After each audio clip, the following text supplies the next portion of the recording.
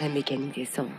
Bah, en fait, c'est France 3 qui m'avait téléphoné en fait pour faire un reportage sur un luthier en fait de la région et il voulait montrer en fait la fabrication d'une guitare électrique. Et moi, avec les groupes locaux avec lesquels je travaillais, en fait, j'avais déjà le projet de fabriquer en fait une guitare double manche. Dans le concept en fait que j'avais déjà de manche traversante, à bras portés, enfin.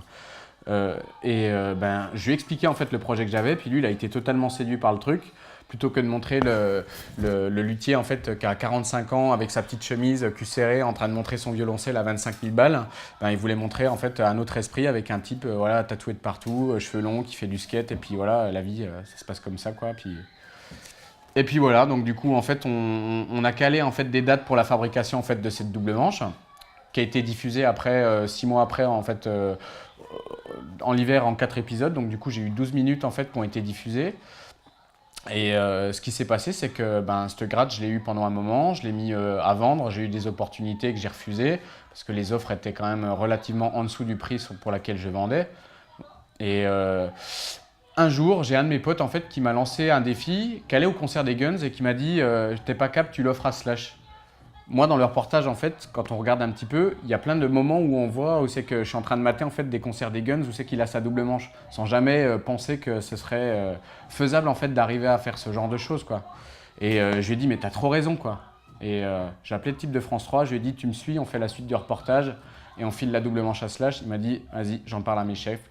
Et puis 6 mois après, on tournait le truc et on a lancé le projet où je disais que j'avais envie de filer ma gratte à Slash. Puis après, ben, l'histoire a fait que ben, les réseaux sociaux ont fait le reste, harcèlement quoi. Donc du coup, trop de partage, trop de trucs. J'ai fait littéralement le buzz à ce niveau-là quoi. Donc moi, mon Facebook, j'y touche pas, enfin j'ai pas trop touché parce que je contrôlais absolument plus rien. J'arrive même pas à répondre encore aux messages que je recevais du premier reportage. Et, euh, et puis on s'est dit quoi qu'il en soit, ben, on monte au Stade de France et puis on verra bien ce qui se passe quoi. Donc j'ai eu les opportunités d'avoir les adresses de son hôtel quand il arriverait. On a essayé de voir avec Live Nation pour savoir si on aurait pu avoir des accrèdes.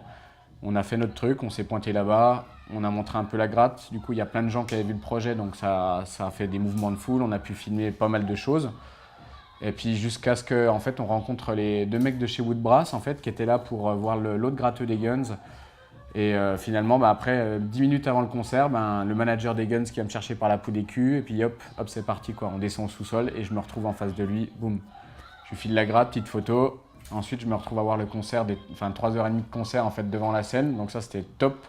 Et après, ben, je suis redescendu en backstage, il s'était changé, il avait le gros smile.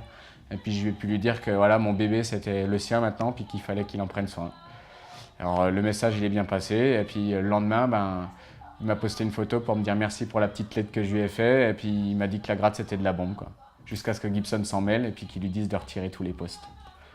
Voilà. La mécanique des sens.